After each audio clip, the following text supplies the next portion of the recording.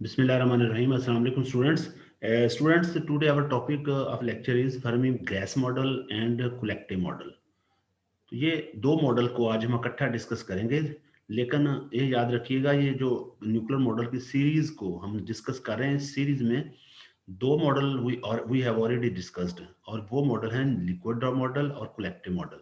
But आप याद रखेंगे फर्मी गैस मॉडल जो है ये लिक्विड ड्रॉ मॉडल सब मॉडल से पहले इनिशियली जो डेवलप किया गया था मॉडल, वो फर्मी गैस मॉडल था, और जो लास्ट पे किया गया है वो कलेक्टिव मॉडल है। यानी अगर हम अरेंजमेंट देखें, ऑर्डर देखें, तो पहले Fermi gas model, then liquid drop model, then shell model, और at the last collective model. तो आज हम एक सबसे पहले वाला और सबसे लास्ट वाला डिस्कस करने जा रहे हैं, बट इसकी डिटेल आप याद रखें इतनी ज़्यादा नहीं होगी जितनी डिटेल से लिक्विड ड्रॉ मॉडल और शेल मॉडल को डिस्कस किया है। तो इसको हम शॉर्टली डिस्कस करेंगे, कुछ इसके assumptions और कुछ इसके जो आप समझ लें इसके सक्सेसेस हैं उनको बस डिस्कस करेंगे और बेसिक कॉन्सेप्ट लेंगे, तो ज़्यादा ये डिटेल नहीं है। तो हम पहले फर्मी गैस मॉडल की बात करते हैं और इसके assumptions को भी देखते हैं।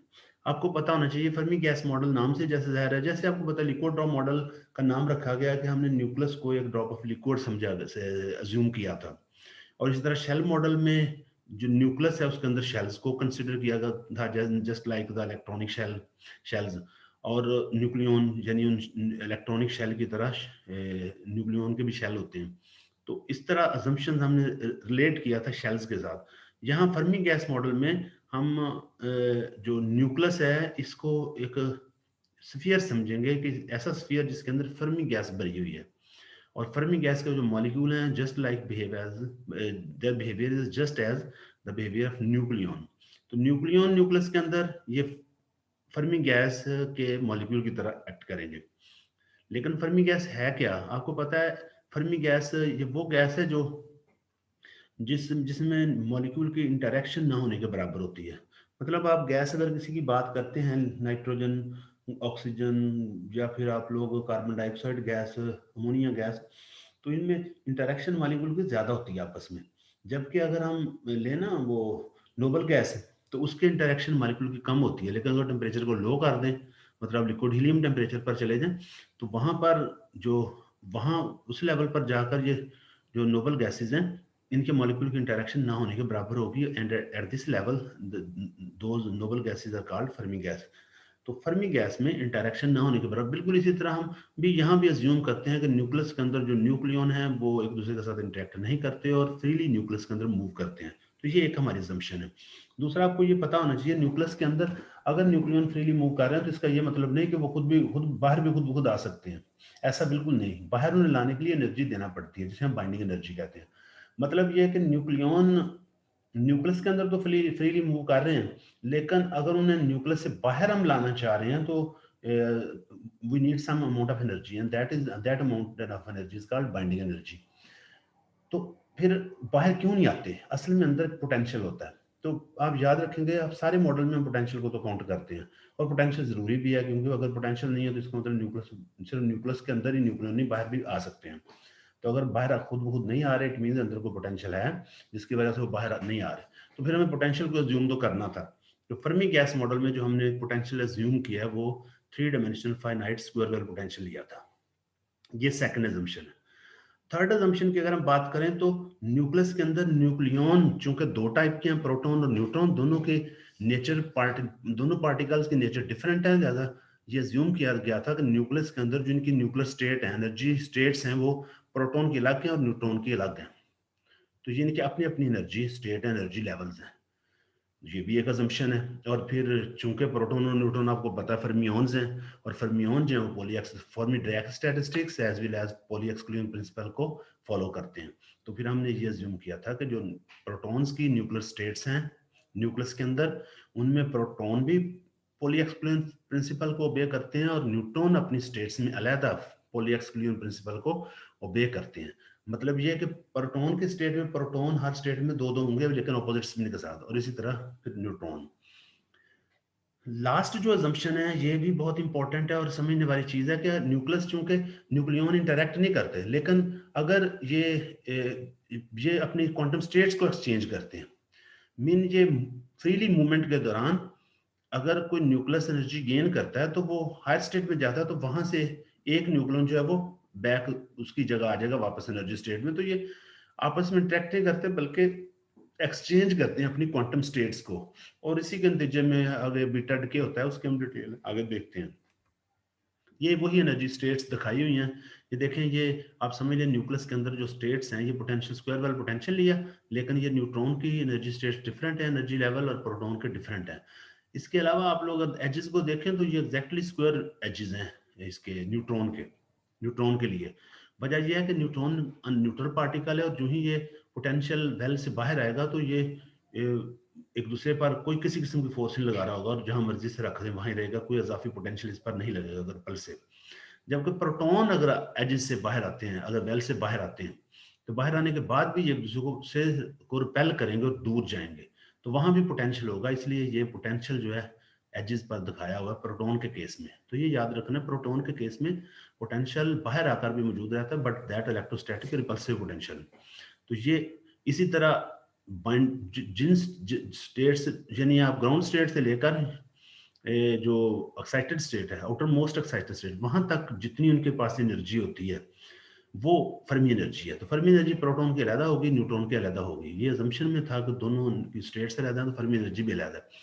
बट लास्ट एक्साइटेड स्टेट से अगर आप न्यूक्लियन को उठाकर न्यूट्रॉन या प्रोटॉन को बाहर लाते हैं न्यूक्लियस में, तो आपको एनर्जी चाहिए होगी, और वो बाइंडिंग एनर्जी है। तो ऊपर वाली एनर्जी जो है, ये अगर आप लोग देखें तो ये बाइंडिंग एनर्जी है, ये बाइंडिंग एनर्जी दिखाई हुई है, और ये पोटेंशियल उसका। और इसी को हम इकट्ठा, चूंकि न्यूक्लियस के अंदर तो न्यूक्लियन इकट्ठे हैं, तो इनके पोटेंशियल वेल सेपरेट होंगे, लेकिन इस तरह एक दूसरे के साथ इनको इकट्ठा ऐसे हम लिख सकते हैं, ऐसे लिखा जा सकता है। तो ये बिल्कुल उसी तरह ये न्यूक्लियन के जो प्रोटॉन और न्यूट्रॉन के का पोटेंशियल वेल है, ये इकट्ठा भी दिखाया हुआ है, लेकिन यहाँ पर सॉलिड जो पोटेंशियल वेल है ये न्यूट्रॉन के लिए और डॉटेड प्रोटॉन के लिए। और अगर आप लोग देखें तो डॉटेड स्क्वायर वेल पोटेंशियल के जो एजेस हैं वहाँ पर भी पोटेंशियल मौजूद है, और ये प्रोटॉन का रिपल्सिव पोटेंशियल है। हम फर्मी गैस मॉडल के सक्सेसेस को ज़रा डिस्कस करें तो हमें यही पता चलता है। एक तो हमें जो इंफॉर्मेशन देता है, ये देता है कि न्यूक्लियस के अंदर जो एनर्जी लेवल्स हैं वो क्वांटाइज्ड हैं, उनकी फिक्स एनर्जी है। यानी न्यूक्लियन, प्रोटॉन और न्यूट्रॉन सेपरेटली अपने अपने एनर्जी लेवल में, क्वांटाइज्ड एनर्जी लेवल में मौजूद होते हैं। तो एनर्जी लेवल की, क्वांटाइज्ड एनर्जी लेवल की अच्छी एक्सप्लेनेशन देता है। This is one of the success. अगर हम दूसरी बात करें, दूसरा जो है ना, ये पेयरिंग के हवाले से न्यूक्लियन की एक्सप्लेनेशन देता है हमें अच्छी, और साथ साथ हमें उनकी स्टेबिलिटी भी बताता है। पता भी चल रहा है कि अगर देखें न्यूक्लियस के अंदर अगर न्यूक्लियन जो है ये कुछ इस तरह से मौजूद हैं कि इवन न्यूक्लियाई हैं, यानी प्रोटॉन भी इवन है, न्यूट्रॉन भी इवन है। तो इनके आउटर मोस्ट जो एक्साइटेड स्टेट हैं वो सारी फील्ड होंगी पोली एक्सक्लूजन प्रिंसिपल के मुताबिक, और फील्ड जो है उनको आपको पता डिस्टर्ब करना मुश्किल होता है, वहां से न्यूक्लियन को निकालना, क्योंकि वो अपोजिट स्पिन से एक दूसरे के साथ जुड़े होते हैं, तो उनको अलग करना थोड़ा मुश्किल होता है, लिहाजा उनको बाइंडिंग एनर्जी ज्यादा चाहिए। इट मीन्स के जो इवन न्यूक्लियाई हैं ये ज्यादा स्टेबल हैं अगर हम बात करें as compare to even odd nuclei या ऑड न्यूक्लियाई। इवन वो न्यूक्लियाई जिनमें प्रोटॉन और न्यूट्रॉन दोनों इवन होते हैं। इवन ऑड न्यूक्लियाई में प्रोटॉन इवन और न्यूट्रॉन ऑड, या फिर प्रोटॉन ऑड और न्यूट्रॉन इवन होते हैं। ऑड ऑड में दोनों टाइप के न्यूक्लियन जो हैं ये ऑड होते हैं, और ऑड न्यूक्लियाई से एजेक्ट करना जो है न्यूक्लियन को ज्यादा आसान होता है। तो ये एक अरेंजमेंट बन जाती है जो ये फर्मी गैस मॉडल ही एक्सप्लेन करता है कि even nuclei are most stable nuclei as compare to even odd nuclei and odd nuclei, and odd nuclei are least stable nuclei. तो ये एक हमें बताता है।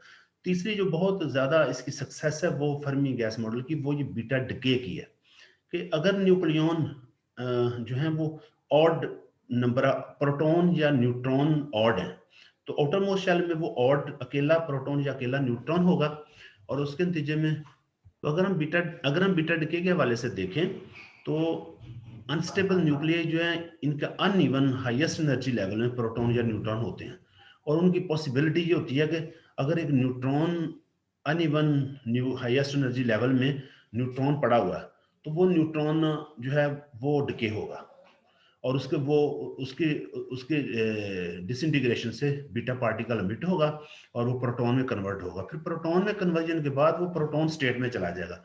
मतलब ये देखें ना, हाईएस्ट एनर्जी लेवल किसका है? दोनों में ज़ाहिर है प्रोटॉन का एनर्जी लेवल सेपरेट है, न्यूट्रॉन का एनर्जी लेवल सेपरेट है। तो दोनों में से अगर दोनों लेवल्स में से जो अनइवन होगा लेवल, चाहे वो प्रोटॉन है या न्यूट्रॉन, फर्ज करें प्रोटॉन है, तो वो ऐसा नहीं होगा कि आप इसको ऐसे समझ लें कि अगर मैं इसको पहले आपको वही एनर्जी स्टेट्स बताता हूँ। ये देखें, अगर प्रोटॉन और न्यूट्रॉन के ये सेपरेट पोटेंशियल वेल हैं, तो यहाँ पर अगर ये अनइवन हाईएस्ट एनर्जी लेवल, अगर यहाँ पर अकेला न्यूट्रॉन पड़ा है, या फिर जिस तरह ये प्रोटॉन सेपरेट अकेला अनइवन हाईएस्ट एनर्जी लेवल में मौजूद है, तो अब जब भी डिके होगा, इसका डिके होगा, यानी इससे बीटा पार्टिकल एमिट होगा। और ये न्यूट्रॉन में, आपको पता है बीटा पार्टिकल का डिके जो है, बीटा डिके, उसके नतीजे में प्रोटॉन न्यूट्रॉन में या न्यूट्रॉन प्रोटॉन में कन्वर्ट होता है। तो ये फर्मी गैस मॉडल ही इसको एक्सप्लेन करता है, बीटा डिके को स्पेशली, कि हाईएस्ट अनइवन एनर्जी लेवल में जो भी न्यूक्लियन है, चाहे वो प्रोटॉन है या न्यूट्रॉन है, वो बीटा डिके के बाद दूसरे न्यूक्लियन में कन्वर्ट होगा। कि यहाँ पर प्रोटॉन का लेवल जो है वो हाई है और है भी अनइवन, तो ये अब लाजमी तौर पर बीटा डिके होगा, बीटा पार्टिकल एमिट करेगा और ये न्यूट्रॉन में कन्वर्ट होगा, और इस तरह कन्वर्ट होकर ये इधर आ जाएगा, अपने आप को स्टेबल करेगा। और इस तरह बीटा पार्टिकल का मिशन जो है उसको एक्सप्लेन करता है ये फर्मी गैस मॉडल। और आपको ये भी पता है कि अगर बीटा नेगेटिव डिके होगा तो वो न्यूट्रॉन के से बीटा पार्टिकल नेगेटिव एमिट होता है, जबकि प्रोटॉन से बीटा पॉजिटिव डिके या फिर इलेक्ट्रॉन कैप्चर जो है वो भी प्रोटॉन से ही, प्रोटॉन के डिके से ही होता है।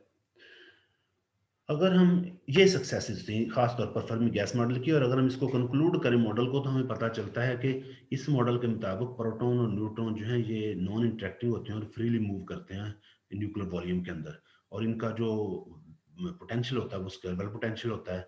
ये एनर्जी लेवल की एग्जिस्टेंस को एक्सप्लेन अच्छा करते हैं, और पेयरिंग इफेक्ट से ये न्यूक्लियर स्टेबिलिटी को बयान करते हैं, और फिर ये बीटा डिके प्रोसेस की एग्जिस्टेंस को अच्छा एक्सप्लेन करते हैं।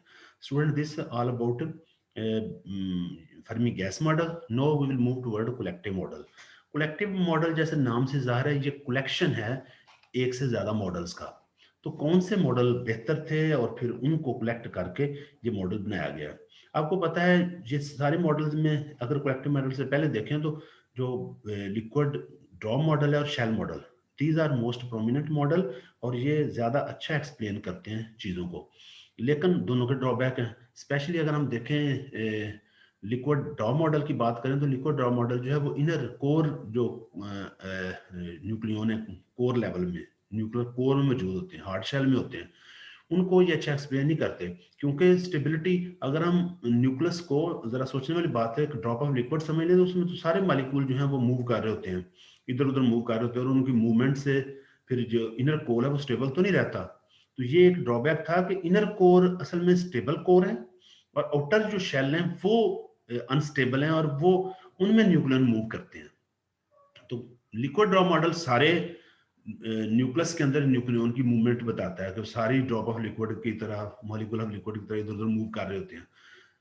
जबकि अगर हम शेल मॉडल की तरफ आए तो ये शेल मॉडल हमें, इसमें भी इसके भी अपने ड्रॉबैक हैं। यानी शेल मॉडल अगरचे वो शेल्स को अच्छा एक्सप्लेन तो करता है, न्यूक्लियर शेल्स को, लेकिन उन शेल से ये जो हम न्यूक्लियर शेल मॉडल से हम कैलकुलेट करते हैं, स्पेशली मैग्नेटिक डायपोल मोमेंट या क्वाड्रुपल मोमेंट, ये जो है ये एक्चुअल एक्सपेरिमेंटल वैल्यू से किसी भी न्यूक्लियस के लिए मैग्नेटिक डायपोल मोमेंट और न्यूक्लियर क्वाड्रुपल मोमेंट जो है ये बहुत डिफर करती हैं।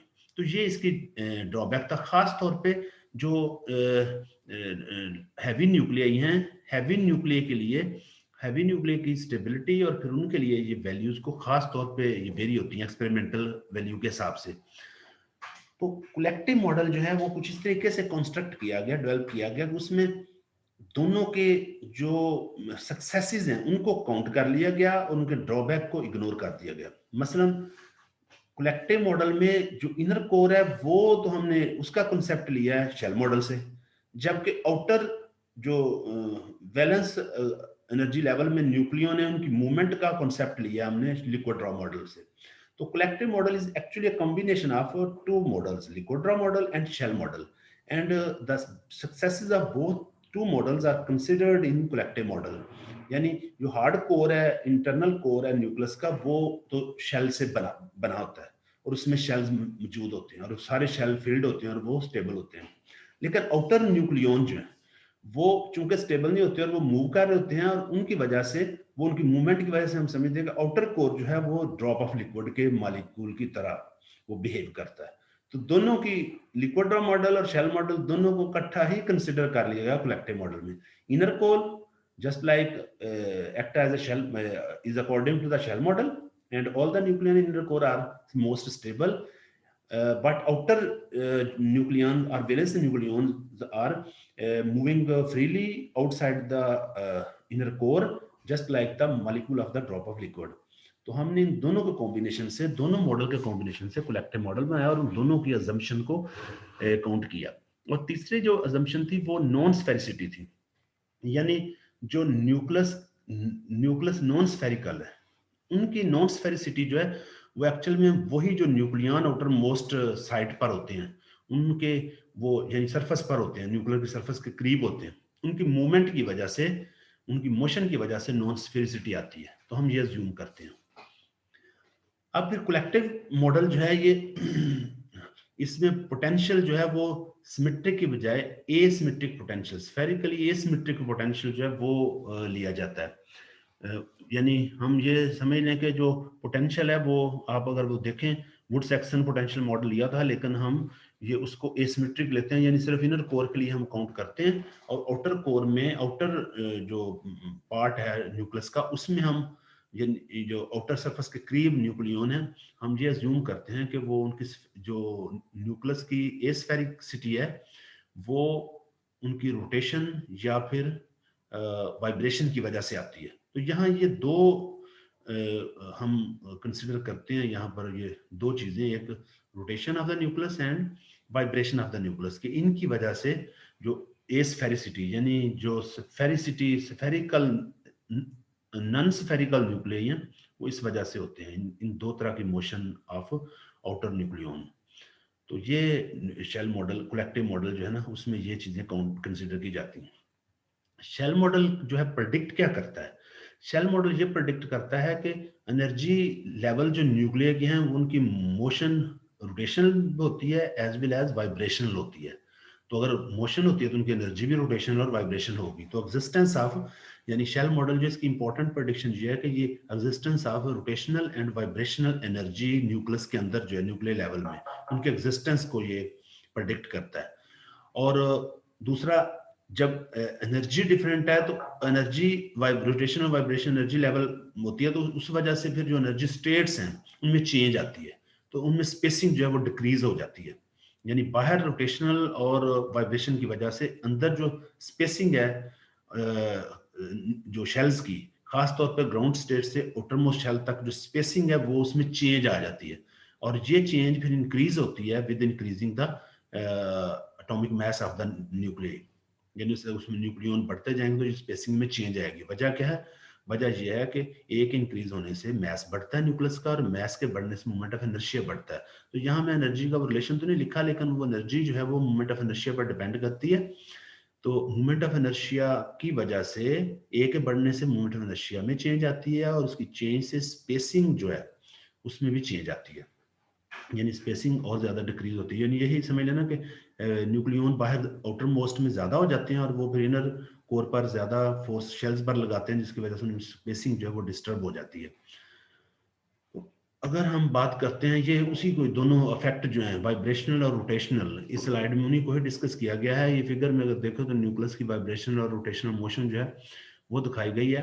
तो अगर हम वाइब्रेशनल मोशन की बात करें तो वाइब्रेशन जब होती है न्यूक्लियस के अंदर, तो न्यूक्लियस की वाइब्रेशन से डेंसिटी में चेंज नहीं आती असल में, क्योंकि न्यूक्लियस इनकम्प्रेसिबल कंसिडर करते हैं। तो अगर उसका वॉल्यूम डीफॉर्म होता है न्यूक्लियस, तो इसका मतलब यह है कि डीफॉर्मेशन से डेंसिटी में चेंज नहीं आ रही, और डेंसिटी में चेंज आती है तो स्टेट में फिर चेंज आएगी, तो स्टेट्स इसलिए डिफॉर्म होती हैं। तो ये प्रेडिक्शन जो है कलेक्टिव मॉडल की इंपॉर्टेंट प्रेडिक्शन है कि वाइब्रेशन ऑफ न्यूक्लियस से न्यूक्लियस की डेंसिटी तो वही रहती है, डेंसिटी वही रहने से वॉल्यूम भी वही रहता है, क्योंकि न्यूक्लियस को हम इनकम्प्रेसिबल लेते हैं, लिहाजा फिर अंदर स्टेट्स पर स्ट्रेस पड़ता है, जिसकी वजह से उनकी स्पेसिंग में चेंजेस आती हैं।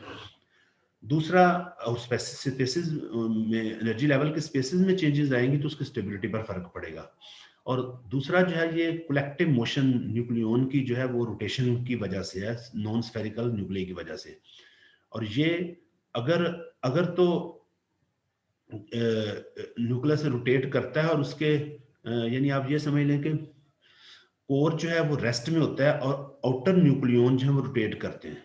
और अगर न्यूक्लियन में डिफॉर्मेशन होती है तो इसका मतलब फिर ये है कि ये वैलेंस पार्ट और इंटरनल कोर कोर के न्यूक्लियन सारे सारों में रोटेशन कलेक्टिवली होती है। यानी अगर अगर तो कोर रेस्ट में है तो फिर इसका मतलब यह है कि स्फेरिसिटी इतनी ज्यादा डिस्टर्ब नहीं हो रही। लेकिन अगर अगर न्यूक्लियस डिफॉर्म हो रहा है रोटेशन की वजह से, अगर डिफॉर्मेशन नहीं है तो फिर इसका मतलब इंटरनल कोर जो है वो इन्वॉल्व नहीं है रोटेशन में। लेकिन अगर डिफॉर्मेशन आ रही है तो वो उसमें कोर और एज वेल एज आउटर जो न्यूक्लियन वैलेंस न्यूक्लियन है वो भी इस रोटेशन में इन्वॉल्व है। तो student, this is all about nucleon. मैंने शॉर्टली ये न्यूक्लियर कलेक्टिव मॉडल के बारे में आपको बताया, और ये मॉडल आपको पता होना चाहिए कि 1953 में after developing a shell model, और वो शेल मॉडल 1948 में डेवलप किया गया था, ये 1953 में डेवलप किया गया। ये तीन लोग थे, और जो बोहर बोहर मोटलसन और फिर रेन वाटर, इन तीनों ने ये डेवलप किया था। लेकिन इनको नोबेल प्राइज 1975 में इसी वजह से दिया गया। और ओचे बोहर जो है आपको पता होना चाहिए, ये नील बोहर का बेटा था।